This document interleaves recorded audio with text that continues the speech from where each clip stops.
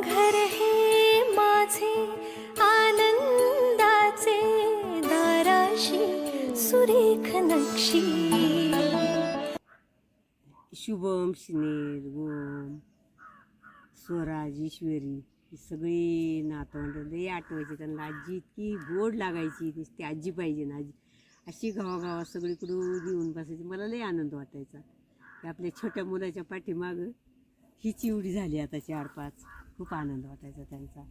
ईश्वरी आणि शिनेर पहिली असायची ना, तिला वाटायचं का मलाच घ्यावा, हे चौघांना घेऊच नाही. काय झालं का मलाच नुसतं तिलाच आजी पाहिजे, मग यांना नको का. मग यांना पण थोडं ओमला घ्यायची, थोडंसं स्वराजला घ्यायची, ईश्वरीला घ्यायची. यांना सगळ्यांना थोडं थोडं, पण हिला जास्त आजी तर हिलाच पाहिजे असं हिचा हट्ट असायचा.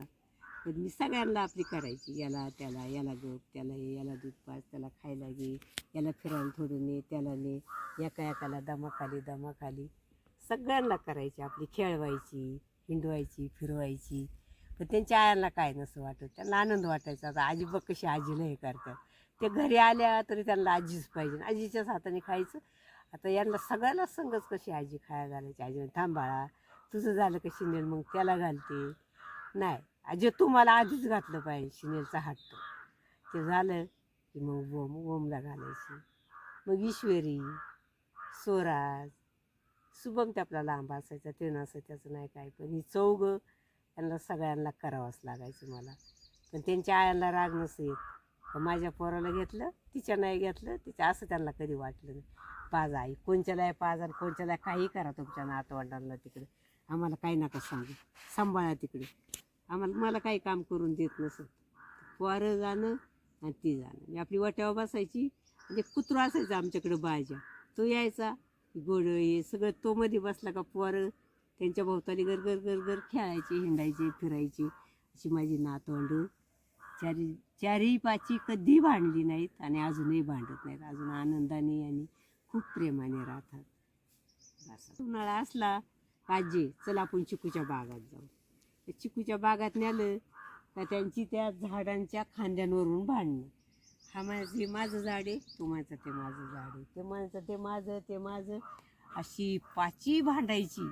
मग मी काय करायची, याला ह्या झाडाला त्या झाडाला अशी 5 झाडांना 5 जणाला अशी झोळ्या बांधून द्यायची. त्याच्यावरूनही भांडणं. माई झाली ऊच, माई झाली खाली, ते झाड मोठं हे झाड छोटं. त्यांना कशी तरी समजूत घालून खेळवायची.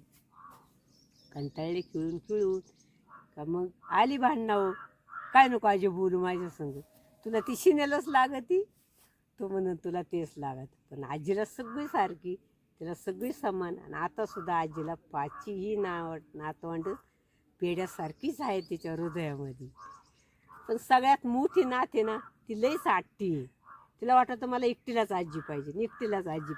पण ह्या चौघांनी काय केले, यांना सुद्धा पाहिजेनच, पण हिला जास्तच पाहिजे. सगळं पाहिजे, ती आजीचं तिलाच पाहिजे. पण ही 4ही काय भांडत नाहीत, आजी तू आम्हालाच पाहिजे ना, असं त्यांचं काय नाही. पुढे जा आजी तू, तिच्याकडं जा. ताई हाय आगाऊशेत म्हणतात, जा ताईकडंच जा. ताई हट्टी आहे ना, ताईचीच हो, काय नको आमच्या संग बोलू, ताईकच जा, अशी करे त्यात. मग आता मी बसते, काय करू आता, कुणाची बाजू घेऊ, शिनेलची घेऊ, ओमदादाची घेऊ का शुभमदादाची घेऊ का स्वराजची घेऊ का छोट्या ईश्वरीची घेऊ, कोणाची घेऊ. मग सगळ्याचं अशी बसते. एक इकडं रुसन, एक तिकडं रुसन, अशी करे त्यात. मग आजी आपली बसते. मनाला नात्यांचे हळवे पक्षी दाराशी सुरेख नक्षी.